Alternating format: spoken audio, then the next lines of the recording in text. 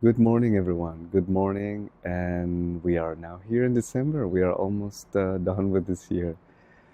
Amazed. I'm amazed always about realizing that a month has passed by since the last time I made this video. I hope you're doing good.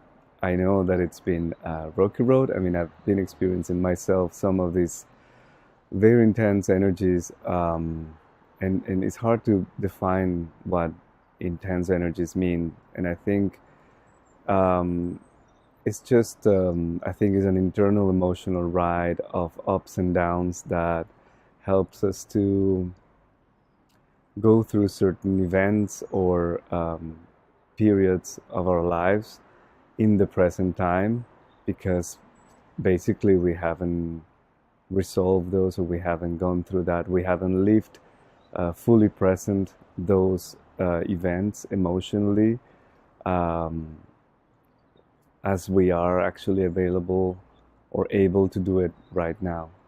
And I think this is most of the themes and the things that we did through the year was about revising and going backwards, backtracking our steps and our events, our relationships.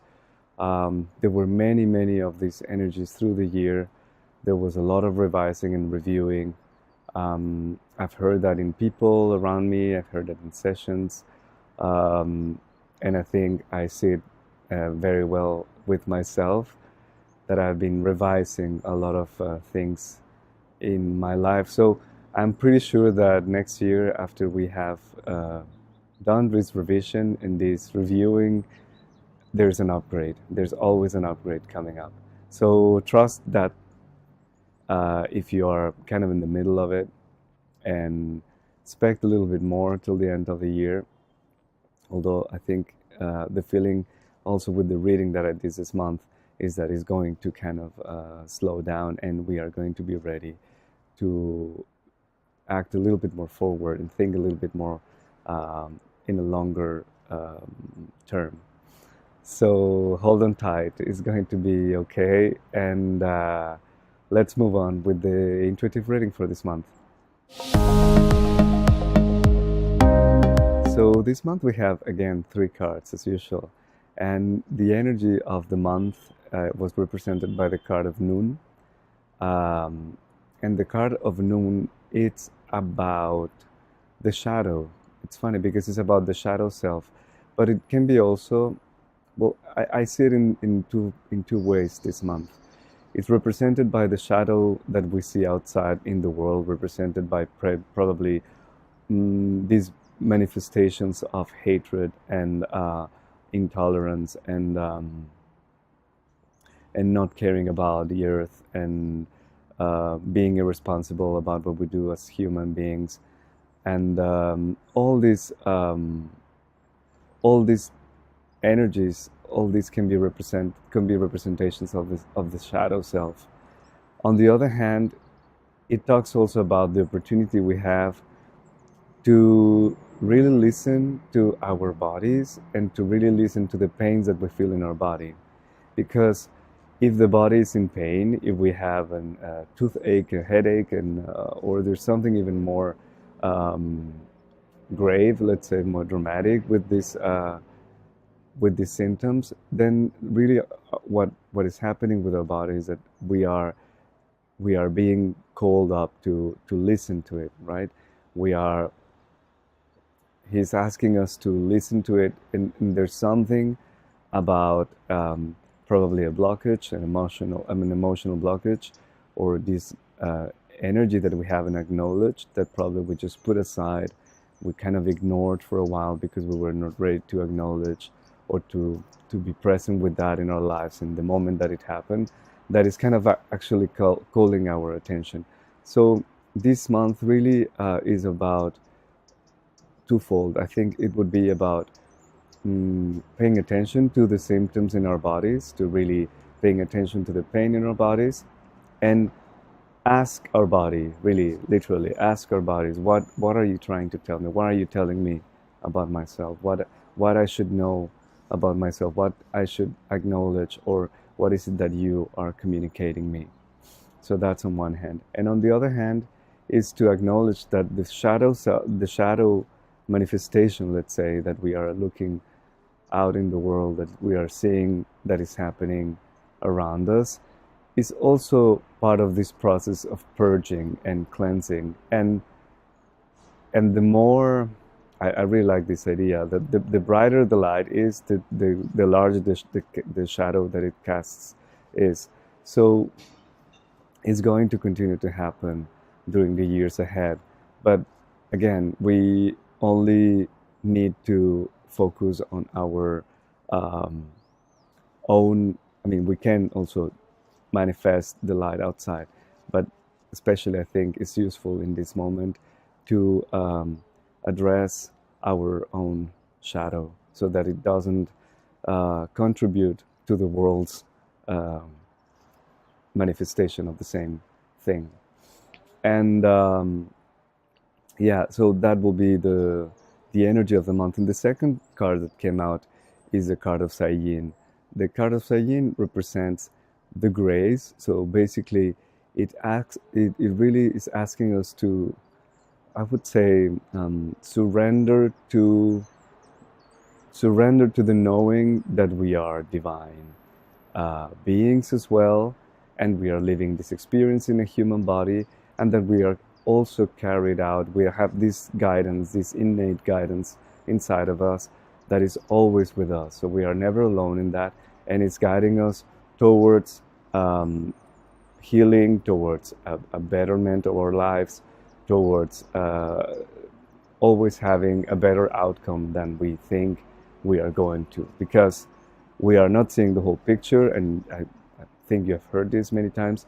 We are not seeing the whole picture. We cannot know the whole picture. We cannot know all the little coincidences and timings that the soul is preparing for us, so that we are actually in a better place. And out of desperation, we kind of swim against this current, or we get frustrated and angry about it. And what we are doing is actually we are just holding on to the thing that we don't want, instead of just kind of try to, at least in a small way, even if you just go and take a nap or meditate or have a small nice moment and you just relax and allow things to unfold. Not easy. I mean, I do understand that. I also do it myself. Sometimes I struggle with certain stuff, and it's harder for me in certain.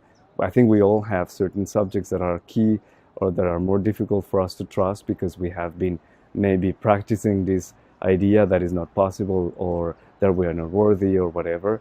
And that's really, we get kind of wired on that thing much harder than in other subjects that where we are already more at ease with the place where we are. So, but what Sayin is asking is to trust, to really know that there's this divine intervention, let's say, that we are never alone, that nothing of what we do is as individual as we think it is. So everything that we create is like a creation. Everything that we set up an intention and then we would like to better or create in love, in unity, it's always backed up by millions of consciousness that we don't see and that we are not aware of. But it's happening. It's already there. Otherwise, I think that's why we can see that with our human minds, we could not explain certain things, how they are orchestrated or how they are happening. So yeah, so Yin's asking us to trust and to really know, to letting us know that we are guided by this grace, by this hand of divine wisdom and infinite divine wisdom.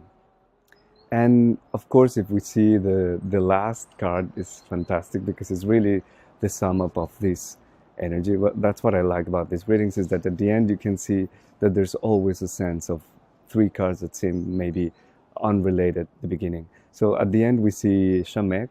Shamek is called the nest of love. And in this nest of love, we actually find again the trust to know that we are surrounded by love, that we are protected, that we are safe in this world. And so it's like letting go of the heaviness of the shadow that has been shown to us, or that we have been seeing outside in the world, in the news, and all this ideas and feelings that, oh God, I mean, the earth is crumbling down, we have no time, the fire's here, the earthquake there, and no, so all these kind of anxiety and feelings of restlessness and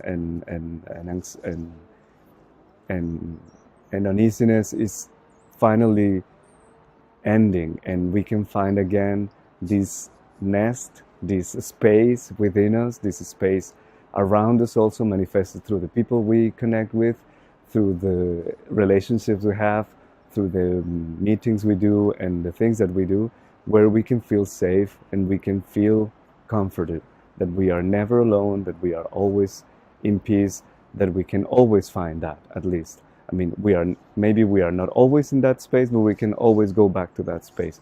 And it's never meant to stay like always peace or always is going to be without anxiety. I think this is just this human rhythm that we need to learn. And so when you are in anxiety, you kind of remember, okay, now I need to go back to my other feeling. I know that I can access that feeling. I am always free to choose the feeling that I want to choose. Even if sometimes the, let's say, the path to go back to the feeling that you like is easier, and sometimes it's a little bit harder, but there's always a possibility, there's always a chance, there's always a way to do it, always, no matter how desperate the situation you're in might look like. So I hope you have a great month of December. I am inviting you also the next weekend on the 7th and the 8th, or is it 8th and the 9th? I'm sorry, I don't remember. But next weekend of December, the second weekend of December, sorry, I will be doing an online workshop about 2019.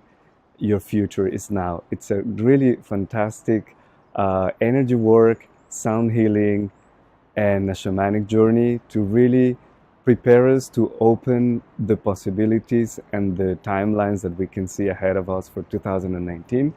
So I really hope you can join me. And if you subscribe and you can join me live on that date, you can also you will also receive a recording of the workshop, so you can benefit from it later on. So if you're not free on that day specifically and you cannot see it live, you can as well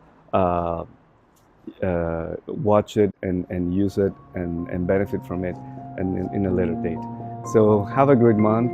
I send you a big hug. Be well, listen to your body, and see you next time. Ciao.